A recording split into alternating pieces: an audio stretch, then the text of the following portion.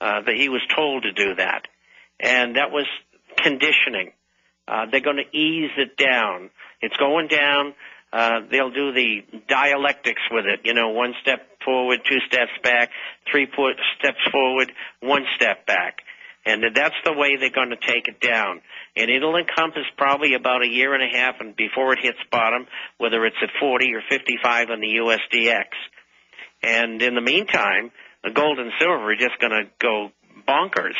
Gold and silver have already, gold has already broken out, and we're headed probably, the first major stop will be around $1,650 to $1,700, and then it'll go higher after that. And I don't expect any confiscation. Less than 3% of Americans own gold. They wouldn't waste their time. They can go over and take over the GLD, which is the Exchange Traded Fund. They supposedly have 1,058 tons of gold, and there's some other entities that can be grabbed as well, and they can have all the gold that they want doing that. Yeah, back in 1933, money was gold and silver. The government says, we're going to give you this paper. Give us that. Then they doubled the price of gold a year later, once the people didn't have it. Of course, my great-grandpa didn't turn his in. We'll be right back. Bob Chapman's our guest. We've been right about everything, on every issue, because we know the globalist agenda. It's all written down. We're like reading a TV guide and telling you what's on television tonight, and you're saying, oh, it's a conspiracy theory. We have the government textbooks. We have the government documents. We have their own admissions. Private corporate banks are robbing everyone right now. They're destroying our future. And they're setting up a police state to make sure we can't resist them. It's illegitimate. It's criminal. We've got to come to realization. Stop debating left and right, Republican, Democrat. Stop debating balloon hoaxes and the latest O.J. Simpson and Michael Jackson crap. We've got to stop caring so much about Brett Favre and start caring about the real issues, ladies and gentlemen. I mean, take Jesse Ventura. He likes Brett Favre, too. We talked a little bit about football while I was out there shooting his TV show with him this week on Wednesday. But, you know, he still cares about the other issues of liberty and freedom. I'm not telling people to not spend some of their time in leisure and fun and watching the Yankees or the Dodgers. But you've still, I mean, Charlie Sheen, I'm good friends with Charlie Sheen. He still watches football and, baseball, but he also spends some time dealing with issues of liberty and freedom. Ron Paul likes baseball, but he still spends some time fighting tyranny. And we have total criminals taking over. I've made the decision to basically have almost no leisure, unless it's with my children, playing with them. I play football in the backyard with my kids, but that's about it, because they need that. We've got to get our priorities straight. Bob, this is a short segment, but long segment coming up. I want to explain to people this illusion, and I want you to get into it with them, but also what dollar collapse is going to look like, how this is going to affect the average person. And then also the record bonuses for Goldman Sachs, J.P. Morgan, AIG, and others, the ones that changed the laws with the revolving door of politicians and regulators that are now further raping us with our tax money for bonuses, who are now going to set up the new bank of the world that the criminals, are going to control. But Bob Chapman of the internationalforecaster.com, people that want to check out more, gold isn't going up in price. The dollar is dropping in value, and people know it's going, so they're rushing into the safe haven of something that's a real commodity and has true value. How does that ratio work with the stock market?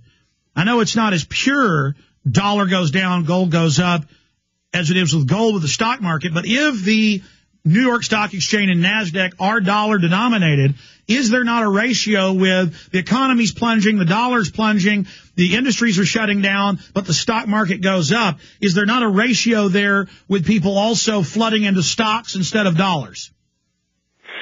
Well, the move that you've seen in the Dow Jones from the low of 6,600 to 10,000 has been propelled by two basic reasons. Short covering in a big way, people who bet the market was going to go down and were wrong.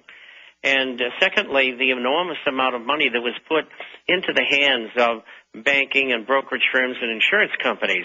I mean, we're talking trillions of dollars. What do they do with it? Well, the Fed said, look, get in the market, run the thing up. We have to have some stability in here.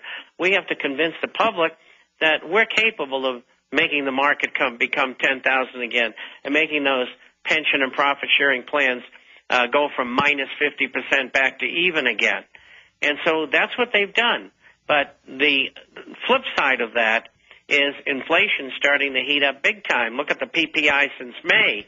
All you had to do was watch that, and you know that costs are going to go up. Now, either the producers of goods and services are going to eat the additional cost, or they're going to pass it on. Well, most of them are going to pass it on. And also, to answer your question about the falling of the dollar, how is it going to affect Americans? Everything they buy from a foreign country is going to get more expensive. So that T-shirt that came from China, and you bought it at retail for $1, might cost $1.35 or $1.50.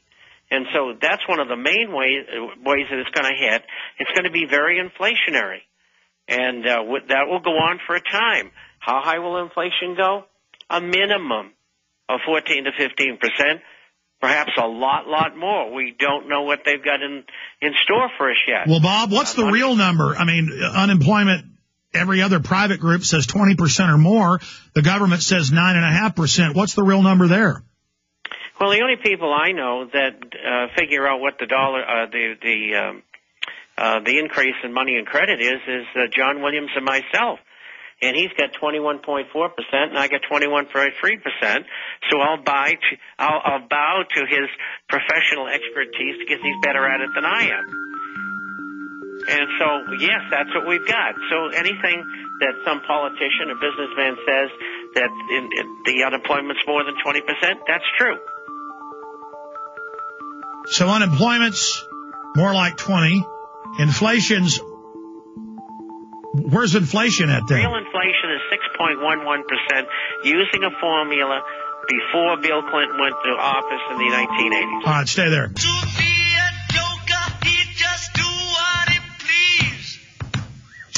I have a family.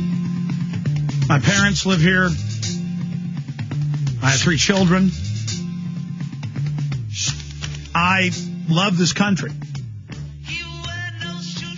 I had 2 relations on my mother's side of the family that came over on the Mayflower. My family was all over the Revolutionary War in 1776 and in the founding of Texas. I mean, I really bleed red, white, and blue. I know we've been the greatest country in history. I know we're special. Our Bill of Rights and Constitution is wonderful.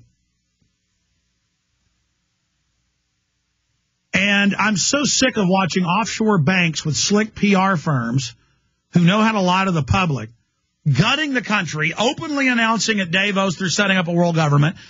George Soros and all these guys laughing, saying, I'm having a great crisis. We're finally going to bring down the U.S. and set up world government. The Pentagon totally works for them. They're openly setting up a police state to rob all of us.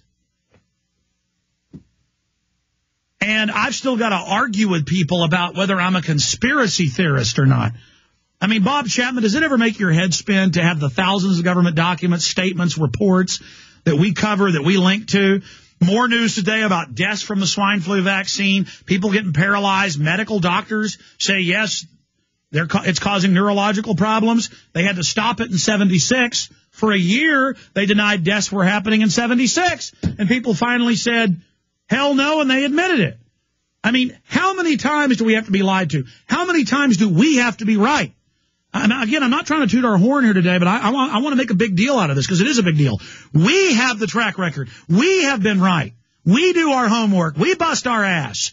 I mean, Bob, I remember you, however many years ago it was, you can remind me. I'm reading your forecast or having you on. I've been interviewing you for like 8 years. I remember you when the stock market hit 14,000 saying, get out now. And you can remind me of the date in a moment. And then when the stock market went way down last year, you said it's going to run back up in the summer and fall. And then I forget when you said it was going to plunge down again. Let's hear your forecast now. And I remember you calling all these things accurately. And you've pointed out, because you're not an egomaniac and neither are other economists we have on, you've pointed out that Bob Chapman's about 95% accurate and that the mainstream media is over 80% inaccurate on the financial shows. They're not inaccurate because they're stupid. They're just as smart as Bob Chapman.